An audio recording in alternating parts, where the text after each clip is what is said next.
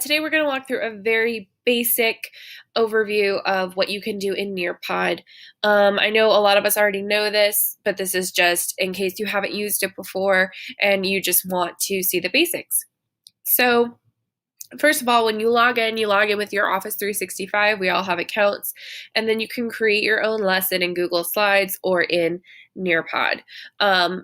For our purposes, we're going to create our own lesson in NearPod.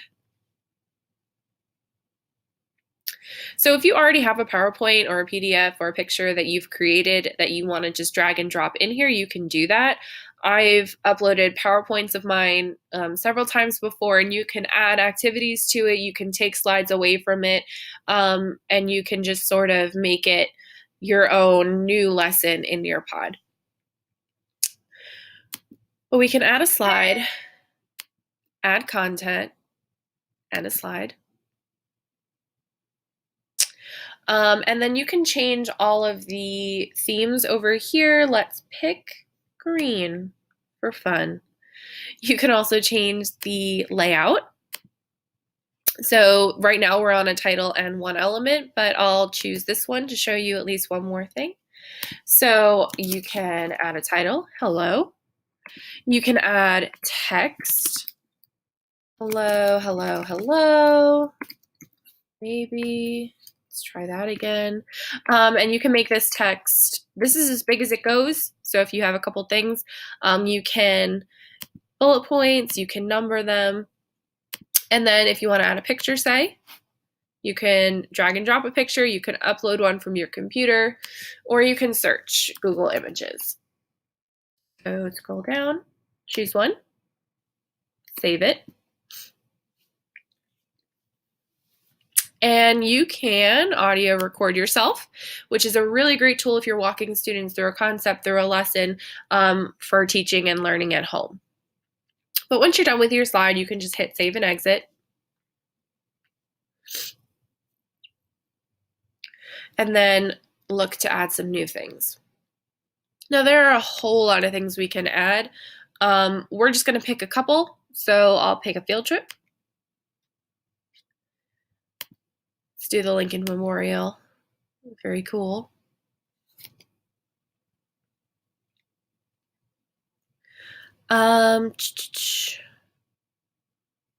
Reflecting pool and Lincoln Memorial at night. That sounds pretty.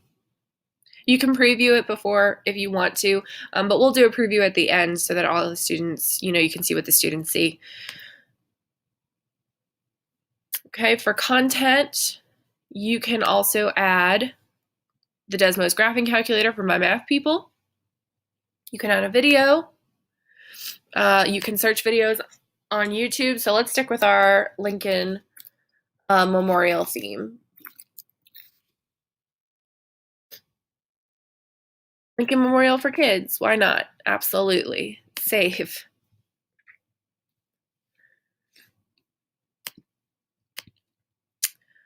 See, you can also add in the PDF viewer is a really great tool, especially if you want your students to read something and you don't want to have them leave the page you're on. You can just embed it right into this presentation. You can add web content. So I have a Microsoft Forms that I'll just add into it. But a lot of times what I like to do with this is add in quizzes or something of that nature. So if I walk the students through a lesson, I can add a quizzes code at the end and the students can go on and complete that to show that they were paying attention.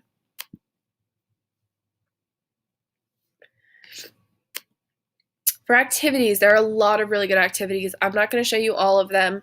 Time to Climb we actually did in a staff meeting at the very beginning of the year. You can add an open-ended question where all the students have to type their answer.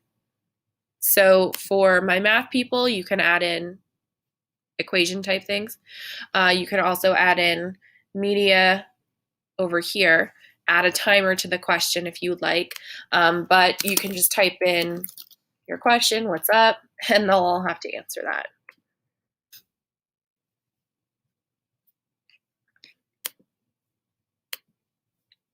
The matching pairs is a really good activity, I think, especially when you're doing vocabulary. So, match the pairs maybe for your instructions. And then you can click on adding a pair. So you can add text. So, you know, for equation has an equal sign. For math people, you can maybe add in, you know, a question over here, solve it, and then the answer. You can add an image, which is really helpful maybe for our ELL students. You can do vocabulary matching it to the image, but just let's hello and hi again. Right?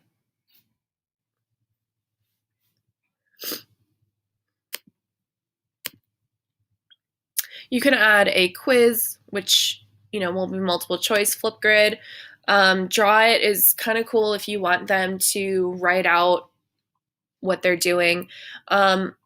Collaborate, I've used a lot in my classroom, but it might not be the best for at-home online teaching because you need to be in a live lesson for this to work with all the students on at the same time.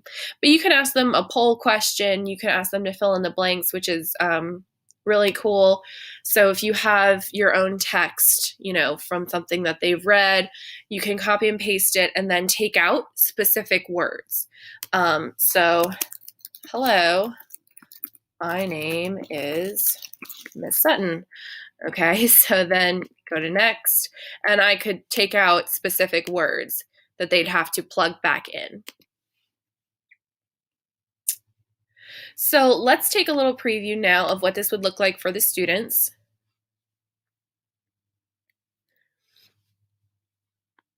Oh, well, starting back at the first page. Okay, first page. Hello. Hello, hello, hello, hello. All right, they go to the next page. They have our virtual field trip. So this is a 3D, 360 sort of twirl around. I don't like entering the virtual reality because that's what it looks like. But at the same time, the kids can do it if they want to. All right.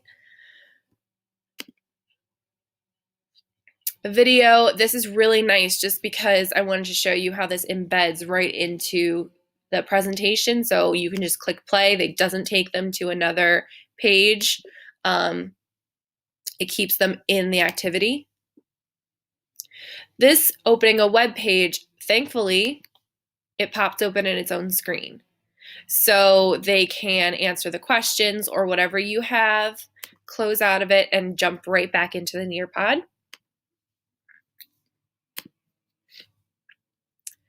Open-ended question. So my question is, what's up? They can enter their answer, nothing, and move on to the next page. This was the matching. So we only did 2 pairs. So the kids can match it up and they get it right. If they match, you know, and they can look at the pair. And it tells them if they've done the questions correctly or if they've done them wrong right away, which is really nice for them. And then this was our fill in the blank. Hello, my name is Miss Sutton. Done.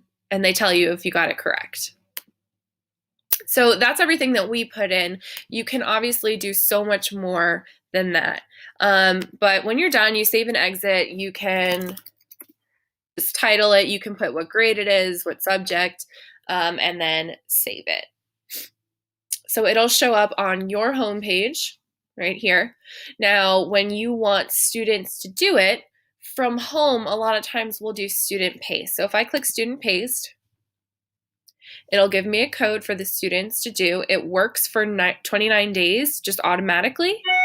And you can embed the code. You can send this as a link to your students. You can put it in Microsoft Teams, however you would like to do it. If you do it as a live lesson, all your students have to be on at the same time and you control it. So that's a little bit harder to do from home, so I would suggest student paste.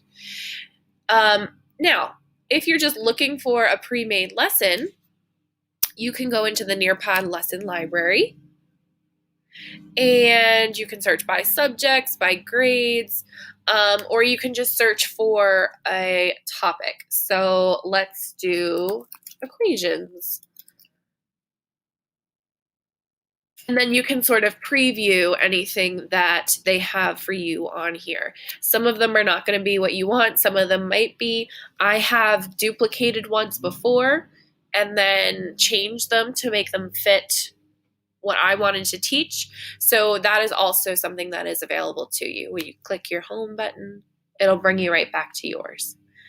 Okay, so hopefully that was helpful for anybody who's never used NearPod before. If you have any other specific questions about NearPod, I'd be happy to help. You can email me. Just let me know, and I'd be happy to answer your questions best I can. Okay, thank you so much for watching.